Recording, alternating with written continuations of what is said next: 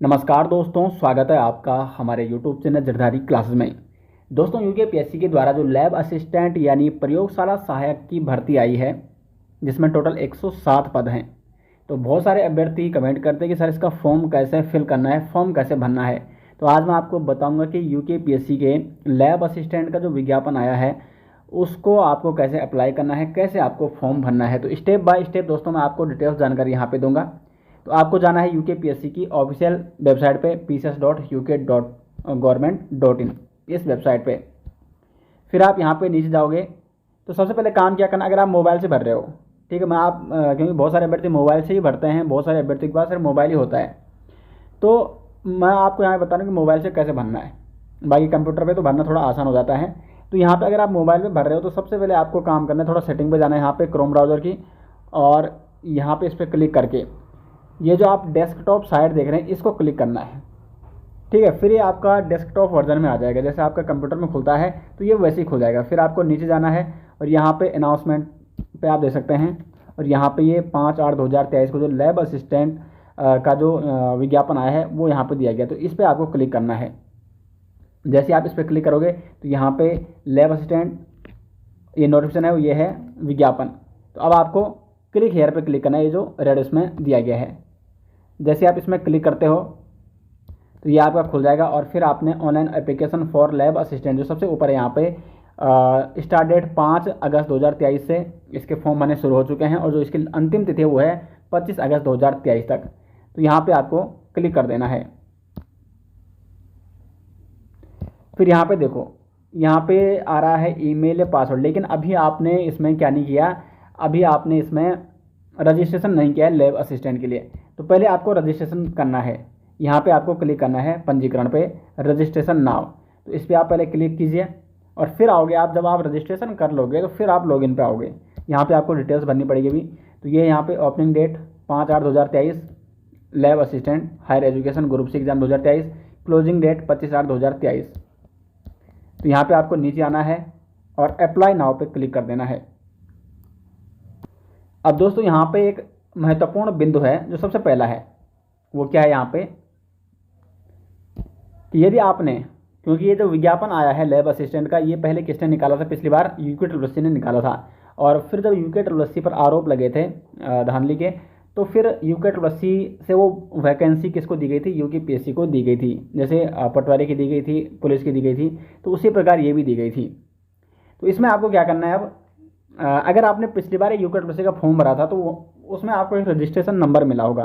तो अगर आपके पास वो है तो वो आपको यहाँ पे यस करना है। तो यहाँ पे लिख रहा है कि यूके दिनांक 3/6/2021 के सापेक्ष आवेदन किया है तो यस कीजिए, और अगर नहीं किया है तो नो कीजिए। तो जिसने कर रखा है वो अगर यहाँ पे यस करेगा तो आपको क्या करना पड़ेगा, यहाँ पे पंजीकरण नंबर आपको डालना है, फिर नाम वगैरह वो ये सारी डिटेल्स भरनी है। लेकिन अगर आपने नहीं कर रखा उस टाइम का अप्लाई, तो आप इसको नो कीजिए, जो कि नए अभ्यर्थी हैं। और फिर वही कंडीशन है, आपको अपना नाम डालना है यहाँ पे पहले, फिर यहाँ पे फादर्स नेम डाल देना है, mother's name, date of birth, आयु डालनी है। आयु आपकी यहाँ पे जब आप डेट ऑफ बर्थ डाल देंगे तो अपने आप एज काउंट हो जाएगी। जेंडर यानी लिंग, और वैवाहिक अनमेरिड हो या मैरिड हो। फिर यहाँ पे नेशनलिटी डालनी है, भारतीय पे क्लिक कर देना है। यहाँ पे नेशनलिटी जो आपकी है, ठीक है, तो यहाँ पे अगर भारतीय है तो भारतीय, जो भी है यहाँ पे, तो 3 ऑप्शन है यहाँ पे। फिर यहाँ पे आवश्यक पात्रता, क्या आपका नाम उत्तराखंड राज्य में स्थित किसी जिला सेवा योजना कार्यालय में पंजीकृत है, तो आपका होगा ही, जिस डिस्ट्रिक्ट से आप होगे वहाँ पे आपका सेवा योजना कार्यालय में जो आपका नाम हो पंजीकरण तो आपका उसमें होगा। तो आपको यस करना है।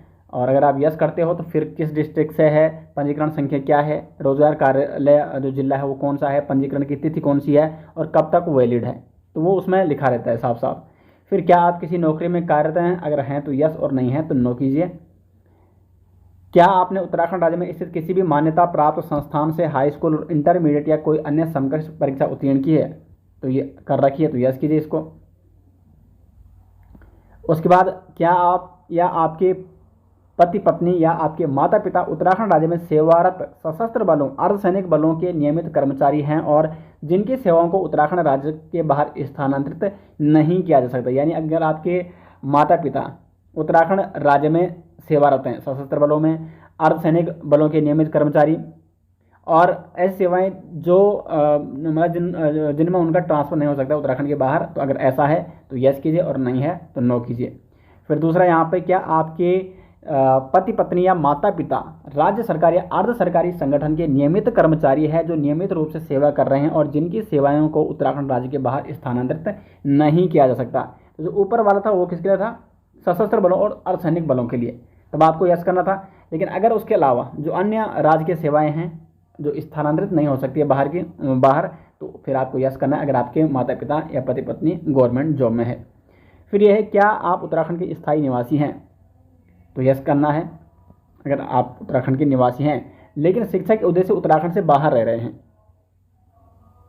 तो यहाँ पे यस वही करेगा कि जो उत्तराखंड के स्थायी निवासी हैं लेकिन शिक्षा के उद्देश्य से कहाँ रह रहे हैं? बाहर रह रहे हैं, तो उनको यस करना है। जो उत्तराखंड में ही है उनको यहाँ पर नो करना है।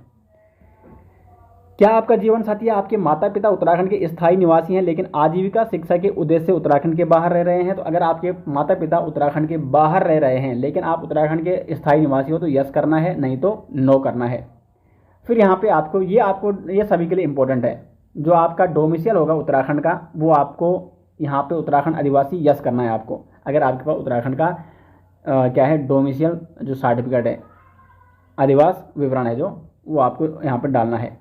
तो जैसे आप यस कर दोगे तो फिर उसकी डिटेल्स यहाँ पे भरने के लिए आ जाएगी।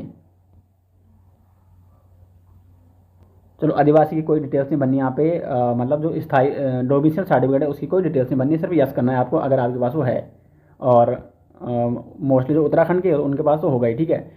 फिर ये है यहाँ पे कैटेगरी, तो श्रेणी जो भी आपकी श्रेणी है वो आपको यहाँ पे डालनी है। जनरल है तो जनरल कीजिए, बाकी अगर आपकी ओबीसी या जो भी अन्य है तो फिर वो सर्टिफिकेट की डिटेल्स मांगेगा, सर्टिफिकेट का पंजीकरण नंबर, उसकी रजिस्ट्रेशन नंबर सॉरी, ठीक है, और फिर उसकी अप्लाई करने की तिथि और अंतिम तिथि जब तक वो वैलिड है वो मांगेगा यहाँ पे। क्या आप दिव्यांग हैं? अगर हैं तो यस और नो तो नो। और फिर क्या आप एक भूतपूर्व सैनिक हैं? यस या नो। तो ये तो सारी डिटेल्स आपको इस प्रकार से अप्लाई करनी है। बाकी उसके बाद आपको यहाँ पे ये इंपॉर्टेंट है, ईमेल आईडी डालो, बिल्कुल सही डालना। आप यहाँ पे कंफर्म दोबारा ईमेल आईडी डालनी है, मोबाइल नंबर डालना है यहाँ पे एक बार और दोबारा यहाँ पे कंफर्म करने के लिए मोबाइल नंबर डालना है, दो बार डालना है आपको यहाँ पे। फिर वर्तमान पता, आप जो प्रेजेंट एड्रेस है आपका वो यहाँ पर डाल सकते हैं। और फिर परमानेंट एड्रेस क्या है? वर्तमान यानी जहाँ पर आप रह रहे हैं, और जो परमानेंट है जहाँ पर आप हमेशा रहते हैं, तो दोनों सेम भी हो सकते हैं, ठीक है, तो वो आप यहाँ पर डाल सकते हैं। अगर ऊपर और नीचे दोनों सेम है तो यहाँ पर क्लिक करना है, check if same as above copy of the address, तो फिर वो कॉपी हो जाएगा अपने आप। नीचे आपको दो बार डालने की ज़रूरत नहीं है। प्लेस ऑफ फिलिंग फॉर्म, जहाँ से आप फॉर्म फिल कर रहे हैं वो आपको यहाँ पे डालना है। फिर पासवर्ड डालना है आपको, और फिर कंफर्म पासवर्ड की आपको क्या करनी है? पुष्टि करनी है। अब देखो पासवर्ड में क्या चाहिए? And 1 special number. देखो password must contain at least 8 and maximum 30, कम से कम 8 और मैक्सिमम 20 कैरेक्टर उसमें होने चाहिए, जिसमें एटलीस्ट 1 अप्रिसिएस और 1 अपर केस, 1 लोअर केस और 1 नंबर एंड 1 स्पेशल कैरेक्टर। तो एक स्पेशल कैरेक्टर इनमें से भी होना चाहिए उसमें, ठीक है। जैसे मैं फॉर एग्जांपल, जैसे आपका नाम क्या है? आपका नाम है आकाश, तो आकाश @ फिर कुछ नंबर उसमें डाल दिए 0450, या आकाश फिर अपनी डेट ऑफ बर्थ डाल दी बीच में, फिर @ लगा दिया या हैशटैग लगा दिया। तो इस प्रकार से आप अपना पासवर्ड डाल सकते हैं। फिर कंफर्म पासवर्ड करना है और फिर सिक्योरिटी कुंजी यानी यहाँ पे ये डाल देना है, ये यहाँ पे फिल कर देना है और फिर आपने सबमिट कर देना है। फिर जैसे आप सबमिट पर क्लिक करोगे तो आपके पास 2 ऑप्शन आएंगे, इसके ऊपर आपकी डिटेल्स होगी, वो आपको एक बार चेक करनी है। और फिर अगर आपकी वो डिटेल्स बिल्कुल सही है तो इस पर आपको क्लिक करना है, और अगर वो डिटेल्स सही नहीं है, उसको आप बदलना चाहते हो तो इस पर क्लिक करना है, नहीं मैं कुछ विवरण बदलना चाहता हूँ। तो अगर डिटेल सही है तो ऊपर वाले पे क्लिक कीजिए और फिर यहाँ पे सबमिट का ऑप्शन है नीचे पे, तो उसको आपको सबमिट कर देना है। फिर जैसे आप सबमिट करते हो तो फिर आप आ जाओगे इस पेज पे, और यहाँ पे लॉगिन आप दे सकते हैं। लॉगिन पे आपको जाना है, और लॉगिन पे यहाँ पे ईमेल आईडी जो आपने अभी डिटेल्स में वहाँ पे डाली थी, और पासवर्ड जो आपने पासवर्ड जनरेट किया था अपना, तो ईमेल आईडी और पासवर्ड यहाँ पे वो आपको याद होना चाहिए, वो आपको यहाँ पे डालना है। और फिर जो नीचे ये दिया गया है ये कोड, ये आपको यहाँ पे फिल कर देना है, और फिर नीचे यहाँ पे आके लॉगिन कर देना है। लॉगिन करने के बाद ये पेज खुल जाएगा। अब इसमें आपको अपने क्वालिफिकेशन डिटेल्स भरनी है, ठीक है। एजुकेशन डिटेल्स वाला ये दूसरा स्टेप हो चुका है। बेसिक इन्फॉर्मेशन आप भर चुके हैं, आपने ईमेल आईडी पासवर्ड डाल दिया है, फिर लॉगिन कर दिया और एजुकेशनल डिटेल्स वाला ये पेज यहाँ पे खुल चुका है। अब इसको भरने के लिए आपके पास 29 मिनट है, तो 29 मिनट खत्म होने से पहले आपको ये भरना है। तो वैसे ये भर जाता है आसानी से, कोई ज़्यादा टाइम इसमें नहीं लगता है। अब जब आप नीचे जाओगे तो यहाँ पे देखो ये इतने सब्जेक्ट है आपके पास, जो इतनी मतलब अलग अलग क्या है ये जिसके लिए अलग अलग ये पोस्ट हैं, जिसके लिए आप एलिजिबल है वो आपको यहाँ पे क्लिक करना है उस पर। आप फिजिक्स से करना चाहते हैं अप्लाई, या केमिस्ट्री से अप्लाई करना चाहते हैं, बॉटनी से, जूलॉजी से, या जियोग्राफी से। तो ये इतने सारे यहाँ पे क्या दिए गए हैं, पोस्ट दी गई है, और वो मैंने आपको विज्ञापन में डिटेल्स बता दिया है कि किसके लिए कितनी पोस्ट हैं। क्योंकि जो आप यहाँ पे सिलेक्ट करोगे फिर एग्ज़ाम में आपका वही प्रश्न पत्र आएगा, ठीक है। एग्ज़ाम में भी वही प्रश्न पत्र आपको करना है। 100 नंबर का तो जीएस है वो सबके लिए कॉमन है, और जो 200 नंबर का पेपर है दोस्तों, क्योंकि टोटल 300 नंबर का पेपर है, तो 200 नंबर का पेपर वो इन सब्जेक्टों में से जो आप देना चाहोगे तो वो आपको यहाँ पे फिल करके और फिर एग्ज़ाम में वही पेपर आपको देना है। अब नीचे आना है आपको, फिर यहाँ पे आवश्यक शैक्षिक योग्यता भरनी है। यहाँ पे योग्यता का प्रकार, जैसे सबसे पहले आपने 10th भरना है, ठीक है। क्योंकि 10th के बेस पे ही यहाँ पे जो भी डॉक्यूमेंट्स आप डिटेल्स भरते हो वो 10th के बेस पे ही देखी जाती है। तो सबसे पहले आप 10th कीजिए, फिर name of degree high school 10th कीजिए। यहाँ पे यूनिवर्सिटी बोर्ड तो उत्तराखंड होगा आपका, तो उत्तराखंड आपको क्लिक करना है, जो भी आपका बोर्ड है, ठीक है। ये मैंने उत्तराखंड यहाँ पे क्लिक कर दिया है। जो भी आपका बोर्ड है वो आपको यूनिवर्सिटी बोर्ड आपको क्लिक करना है।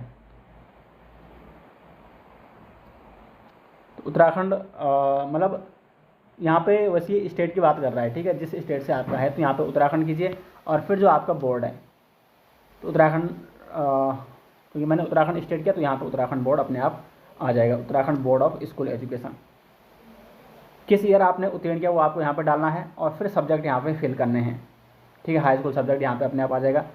ईयर आपका जो भी है वो आपको यहाँ पे डाल देना है। तब आपका 2012-13, चलो माना हमने 2012 यहाँ पे डाल दिया, ठीक है। मार्क्स अंक के प्रकार क्या हैं, तो 10th में लगभग सभी के मार्क्स होते हैं, जिनका CGPA होता है वो उस हिसाब से डाल सकते हैं। तो जो भी यहाँ पे आपका है CGPA है, ग्रेड है, तो वो आपको यहाँ पे डालना है। फिर मार्क आपने कितने प्राप्त किए हैं वो यहाँ पे डालना है, और मैक्सिमम मार्क्स, जैसे 10th में अगर हम उत्तराखंड बोर्ड की बात करें तो मैक्सिमम कितने 500 होते हैं, और 500 में से आपके कितने हैं वो आपको मार्क ऑब्टेन वो यहाँ पे डाल देना है। परसेंटेज फिर अपने आप को बता देगा यहाँ पे, और इसको कर देना है ऐड एजुकेशन क्वालिफिकेशन। फिर जैसे आप ऐड करोगे तो वो यहाँ पे दिखाई देगा नीचे। फिर आपको ऊपर जाना दोबारा, और यहाँ से ये हट जाएगा, और फिर यहाँ पे सेलेक्ट क्या करना है, इंटरमीडिएट करना है। और फिर इसी प्रकार क्योंकि इसमें दोस्तों अधिमानी अर्हता बताई गई है कि अगर आपके पास जो आप सब्जेक्ट सेलेक्ट कर रहे हैं, अगर उस सब्जेक्ट से आपका स्नातक है या स्नातकोत्तर है, तो वो भी आप यहाँ पे ज़रूर वो क्वालिफिकेशन ऐड करें। क्योंकि आई क्या होगा कि जब दो अभ्यर्थियों के एक जैसे नंबर होंगे तो वो फिर आपके काम आएंगे। जिसके पास स्नातक है, स्नातकोत्तर डिग्री होगी, उसको कहीं ना कहीं फिर प्रेफरेंस दी जाएगी। अधिमानी अर्हता इसी को कहा जाता है। तो अधिमानी अर्हता के रूप में आप यहाँ पे जो आपके पास क्वालिफिकेशन, अगर आपके पास PG तक क्वालिफिकेशन है तो 10th 12th और ग्रेजुएशन और पोस्ट ग्रेजुएशन की वो चारों क्वालिफिकेशन आपको यहाँ पे ऐड करनी है। फिर जब ऐड आप कर दोगे तो वो सब कुछ यहाँ पे डिटेल्स में आ जाएगा। फिर देखो अधिमानी अर्हता की भी यहाँ पे बात कर रहे हैं। क्या आपने प्रदेश सेना में न्यूनतम 2 वर्ष की अवधि तक सेवा की, अगर की है तो यस कीजिए, नहीं तो नो कीजिए। क्या आपके पास राष्ट्रीय कैडेट कोर B प्रमाण पत्र है, NCC B प्रमाण पत्र है तो यस कीजिए, नहीं तो नो कीजिए। ये भी अधिमानी अर्हता में शामिल है।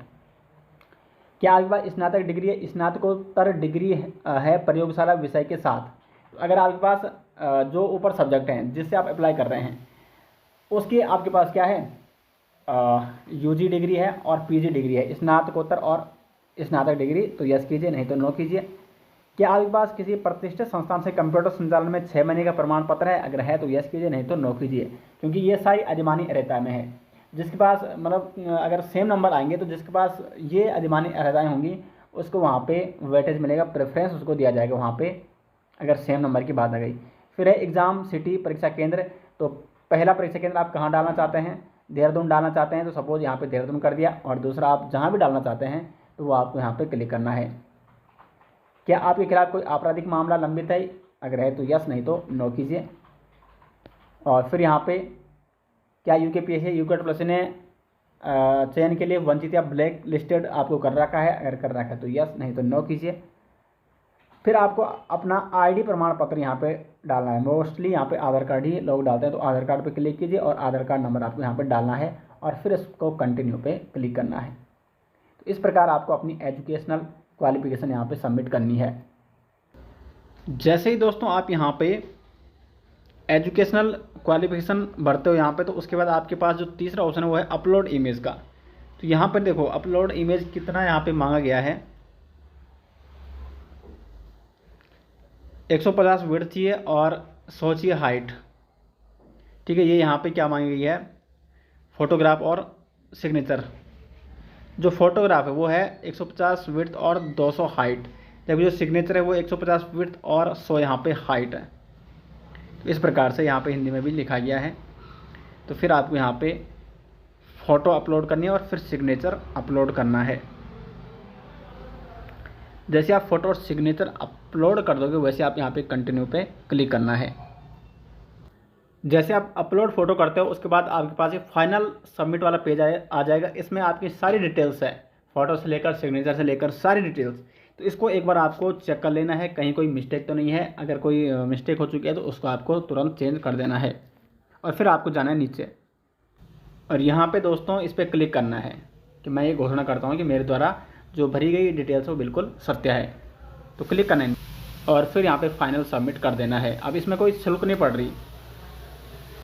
और फाइनल सबमिट के बाद दोस्तों आप उसका प्रिंट भी अपने पास रख सकते हैं। प्रिंट अपना ज़रूर रखें अपने पास, क्योंकि आगे वो काम आएगा। और कोई भी मिस्टेक आपको नहीं करनी है, बिल्कुल डिटेल्स बिल्कुल सही भरनी है, जो मैंने आपको बता दी किस प्रकार से भरनी है। कोई दिक्कत होगी दोस्तों फॉर्म भरने में, फिर भी आप कमेंट बॉक्स में पूछ सकते हैं अगर कहीं पे आपको प्रॉब्लम आ रही है। तो मैंने आपको पूरी प्रोसेस दोस्तों बता दी है। तो मिलते हैं नेक्स्ट वीडियो के साथ, तब तक के लिए धन्यवाद।